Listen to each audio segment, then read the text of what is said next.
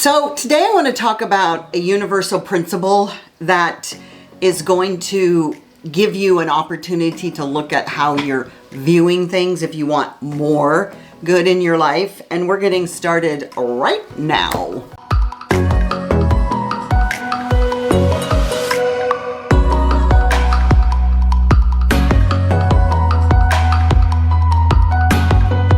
So, hello, welcome back to this beautiful channel. I'm Debbie Dobbins, and you may or may not have heard a phrase that goes, be for something and against nothing. I want to explain to you how that works to create the life that you want. It's not just a catchy mantra. It's an actual spiritual principle that actually activates abundance and rewires your entire relationship with life. So think about the world that we're living in right now. How many people are focused on what they want and not spending all of their time on what they don't want? I can assure you it's becoming very clear to me that this idea is so far removed from where we are, and this thing called resistance. I've been talking about resistance since, 40 years ago, when I talk about abundance and spiritual principles and creating the life you want and the power of manifestation and the law of attraction, all that stuff. It only works if you know what you want, not what you don't want. That is the key, and the key to understanding that whatever you don't want, you want to reverse, you want to transmute that into what you do want. You pour your energy into what you don't want, guess what? You get more of it. If your intention is to change it and you're vibrating at the frequency of fear, opposition, resistance, energetically, that's what you're inviting in more of into your life. It's fascinating. But when you choose to be for something, what is it that you're for? Not what is it that you're against. This is the key. I've taught this for decades. And right now, in this time in life, it seems like it's more important than ever. Because when you choose to be for something, when you align your thoughts, your emotions, and your actions with what you desire, not what you don't want, what you desire, what you're creating, you step into this flow of infinite possibility. Infinite. Instead of this limited, I don't want, I'm so afraid, let's resist. Oh my gosh, that's the vibration of abundance. It's knowing what your heart desires and then focusing on that. Stop focusing on what you don't want, because guess what? It comes rushing in. You get more of it. Woo! That's the path of how this powerful energy works.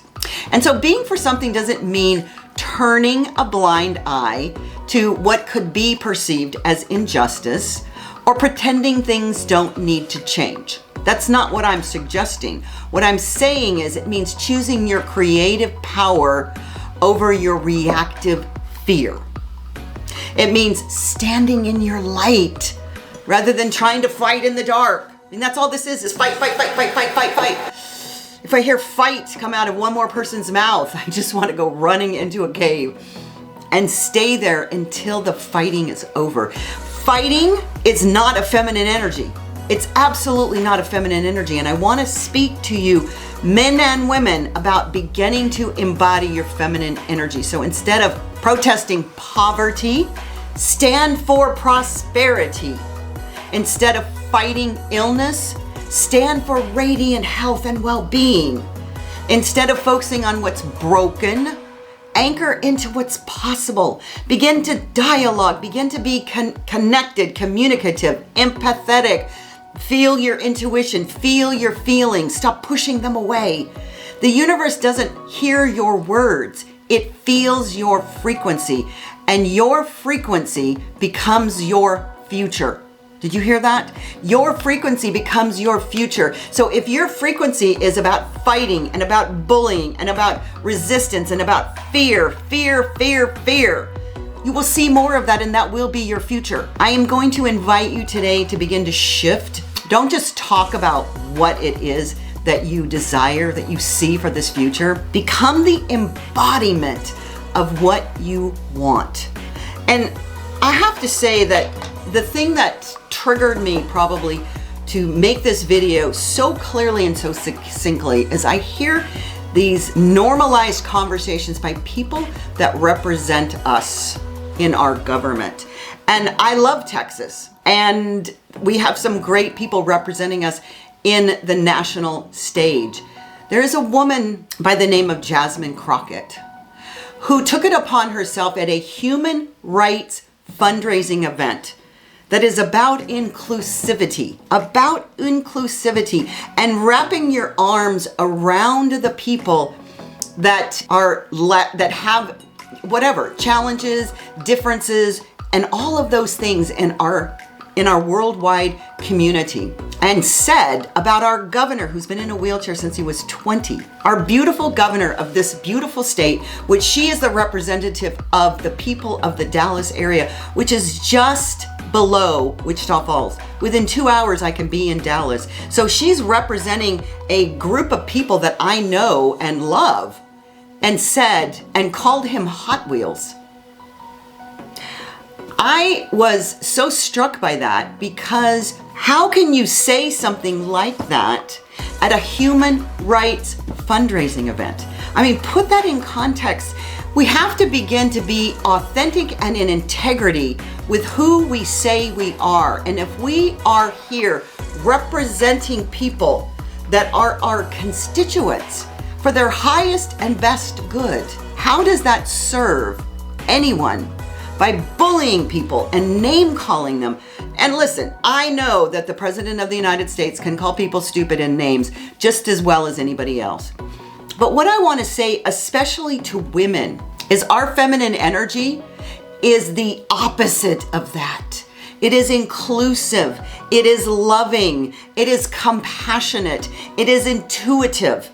And sending that energy out to those people in our world from a loving, compassionate place, not from how much money can I get, how much power can I get, how much notoriety can I get. Where is your heart in all of this?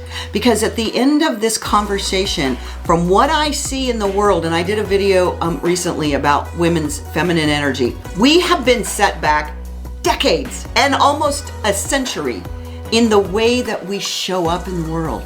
Women, tap into your vulnerability, tap into your intuitive power, tap into your connection, tap into your communication skills, tap into your emotability. Because until we begin to do that, women, we are just setting ourselves so far back. This is not feminine energy for a woman to say, Donald Trump. This is not feminine energy for a woman to call a governor Hot Wheels that's been in a chair for most of his adult life. All of these conversations impact other women. And I, for one, will just, my mission, my desire is to bring the message of feminine energy to women throughout the world, that this is the role that we play. Up until now, we have learned to behave like men, which is, there's nothing wrong with men, but it's a masculine energy. That masculine energy has a place, but it needs to be tempered and balanced with this feminine energy of love and creativity and connection and communication. So the next time you hear a woman speak that way, please remind her of her feminine energy. Be for igniting the feminine energy on this planet that will transform the entire universe just by being that energy. I am just so heartbroken that I see women behaving this way. It is not our energy. And it isn't about being that little woman that was in a dress and, cooked and cleaned like June Cleaver. I'm talking about true feminine energy that is so powerful that you do not need to call anybody a name. You do not need to scream and holler from the largest mountain. You do not need to diminish other human beings in order to get your point across. You can be quiet, and you can be direct, and you can be so powerful, knowing who you are and what is it that you choose to create in your life.